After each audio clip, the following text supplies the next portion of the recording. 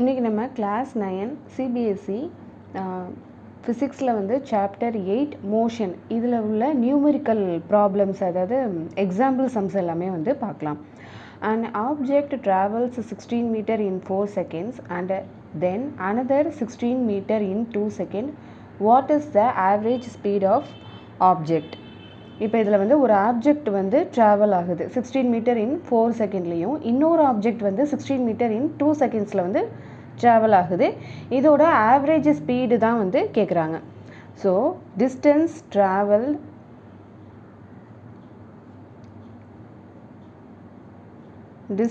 Travelled in 4 second, அதாவது 4 செகண்டில் என்ன 16 metre.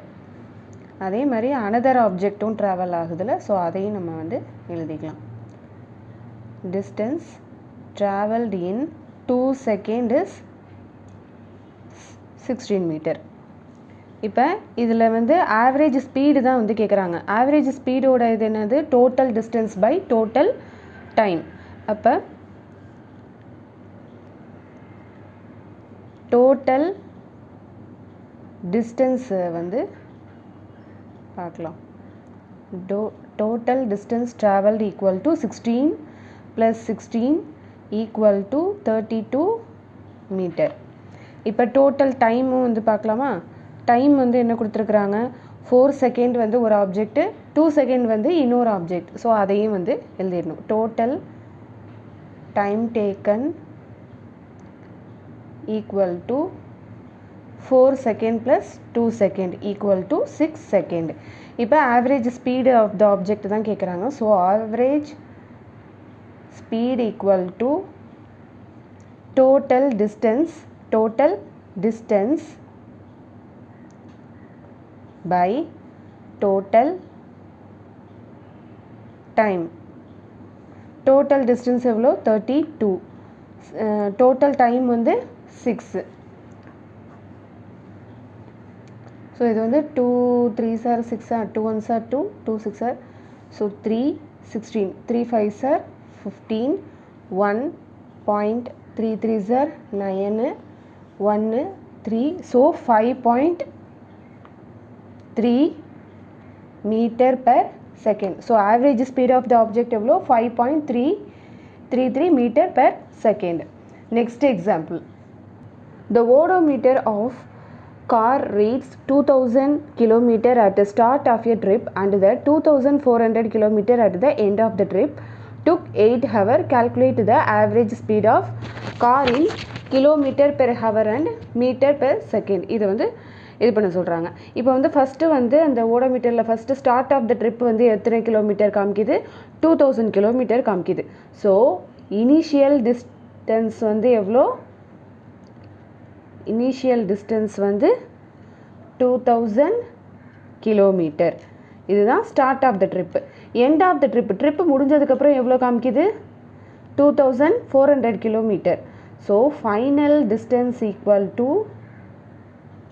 2400 kilometre.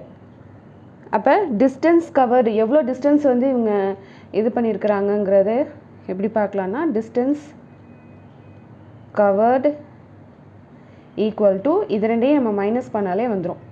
So final distance minus initial distance. Final distance 2400 kilometre minus initial distance வந்து 2000 kilometre. அப்போ 2400 minus 2000 kilometre வந்து 400 kilometre வந்து ட்ராவல் பண்ணியிருக்காங்க. ஸோ டைம் டேக்கன் எவ்வளோ ஆயிருக்கு, 8 ஹவர்ஸு. டைம் டேக்கன் வந்து 8 hours. So average speed of a car தான் வந்து கேட்குறாங்க. ஸோ ஆவரேஜ் ஸ்பீடுக்கு வந்து என்ன formula, average speed equal to total distance by total time. Total time. So total distance வந்து 400 கிலோமீட்டர், டைம் டேக்கன் வந்து 8 hour. So 400 by 8, 8 5s are 40, so 50. So 50 kilometer per hour. So நம்ம average speed வந்து kilometre per ஹவரில் வந்து கண்டுபிடிச்சிட்டோம். இப்போ வந்து metre per second வந்து கண்டுபிடிக்கணும். அப்போ convert kilometre per hour to metre per second. அப்போ 1 kilometre equal to 1000 metre, 1 hour equal to 60 minutes. அப்போ 1 minute ஈக்குவல் டு 60 செகண்ட்ஸுங்கிறதுனால 60 into 60 ஈக்குவல் டு 3600 செகண்ட்ஸு. 1 ஹவருக்கு 60 மினிட்ஸு, 1 மினிட்டுக்கு 60 செகண்ட்ஸுங்கிறதுல 60 minutes into 60 வந்து 3600 செகண்ட்ஸு. ஸோ நம்ம செகண்ட்ஸை வந்து இது பண்ணியாச்சு. 1 kilometre by 1 hour equal to 1000 metre by 1000 metre by 3600 seconds. இதையும் கேன்சல் பண்ணால் 2 5s are 10, 2 1s are 2, 8. So 5/18 1 kilometre per hour equal to 5/18 metre per second. இப்போ கன்வெர்ட்டிங் ஸ்பீடு, அந்த ஆவரேஜ் ஸ்பீட் ஆஃப் த காரை தானே கிலோமீட்டர் பெர் ஹவருக்கு மாற்றியாச்சு. இப்போ metre per செகண்டுக்கு மாற்றணும். So converting speed to metre per second. அப்போ ஸ்பீட் ஈக்குவல் டு எவ்வளோ எங்கே கண்டுபிடிச்சிருக்கோம்? 50. So 50 into 5/18. 5 5s are 25. So 250/18.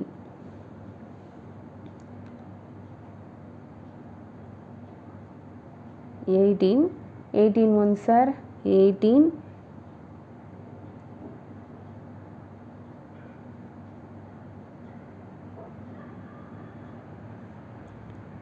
70. So 18 3s are வந்து 24 5.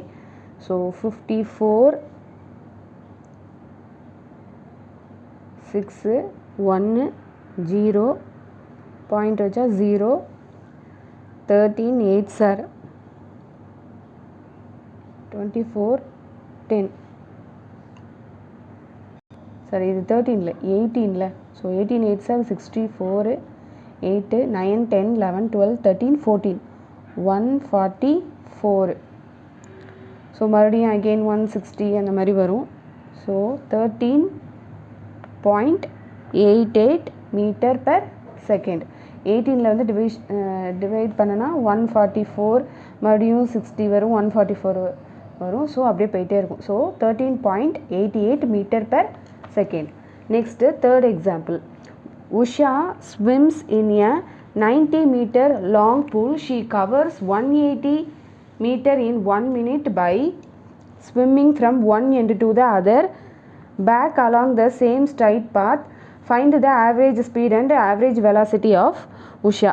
ஒரு ஸ்விம்மிங் பூலில் வந்து அவங்க வந்து ஸ்விம் பண்ணுறாங்க. ஸோ இது வந்து 90 மீட்டர் அந்த ஸ்விம்மிங் பூலோடது. ஏபி ஃபஸ்ட்டு இனிஷியல் டிஸ்டன்ஸ்லேருந்து ஃபைனல் டிஸ்டன்ஸ் போகிறாங்க. அதுக்கப்புறம் ஒரிஜினல் வந்து பி டு ஏ வந்து திரும்பி வந்துடுறாங்க.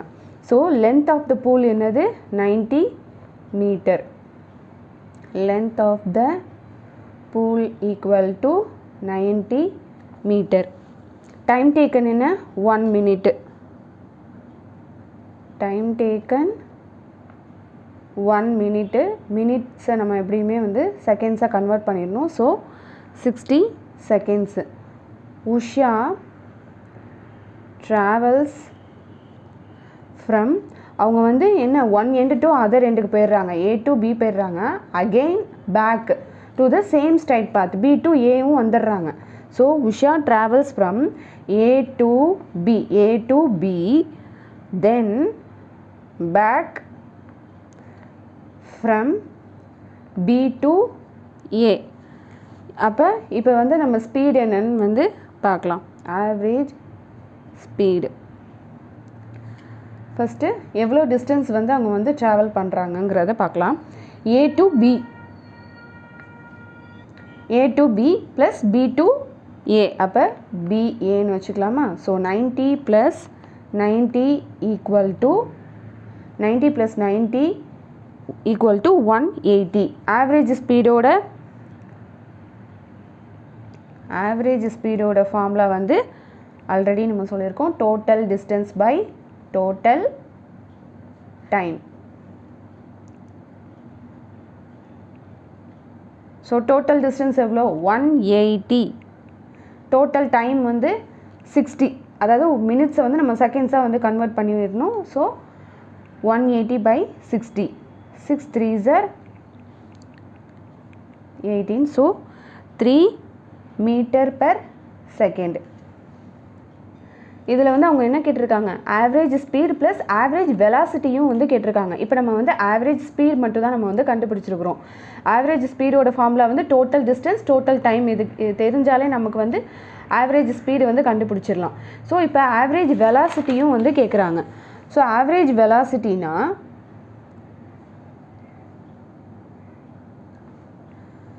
she come back to initial position. அவங்க வந்து ஒரு A to B போயிட்டு B to Aவும் வந்து வந்துடுறாங்க, அதாவது இனிஷியல் பொசிஷனுக்கே வந்துடுறாங்க. ஸோ வெலாசிட்டி வந்து அந்த டிஸ்பிளேஸ்மெண்ட் வந்து நமக்கு என்னவாக தான் இருக்கும்? 0 தான். டிஸ்பிளேஸ்மெண்ட் வந்து 0 தான். ஏன்னா அவங்க A to B, அதாவது ஒரு எண்ட்லேருந்து இன்னொரு எண்டுக்கு போயிடுறாங்க, மறுபடியும் அந்த எண்ட்லேருந்து இனிஷியல் பொசிஷனுக்கே வந்துடுறாங்க. ஸோ டிஸ்பிளேஸ்மெண்ட் வந்து 0 தான். அப்போ ஆவரேஜ் வெலாசிட்டியோட ஃபார்முலா என்ன அப்படின்னா, displacement by time taken. Displacement by time taken. Displacement என்ன? 0 பை 1 minute தான் வந்து ட்ராவல் பண்ணியிருக்கிறாங்க. ஸோ 60 seconds நம்ம ஆல்ரெடி பார்த்துருக்கோம். 0/60 வந்து 0 m/s. Next, 8.4th example. Starting from a stationary position, Rahul pads his bicycle to attain a velocity of 6 m/s in 30 seconds. Then he applies brakes such that the velocity of the bicycle comes down to 4 m/s in the next 5 seconds. Calculate the acceleration of cycle in both case. இதில் வந்து case 1 case 2 2 case இருக்குது, அதை வந்து நம்ம பார்க்கலாம். First case 1.